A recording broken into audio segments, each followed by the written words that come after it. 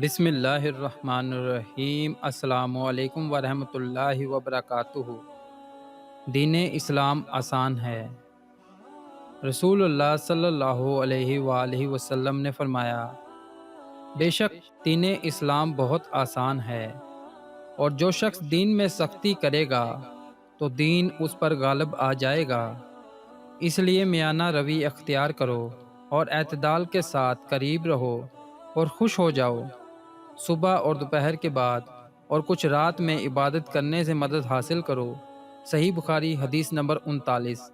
آپ دوستوں سے گزارش ہے کہ اس حدیث کو زیادہ سے زیادہ شیئر کریں تاکہ یہ پیغام دوسرے لوگوں تک بھی پہنچ جائے۔ اللہ پاک ہم سب کو اپنے حفظ و ایمان میں رکھے۔ اللہ حافظ۔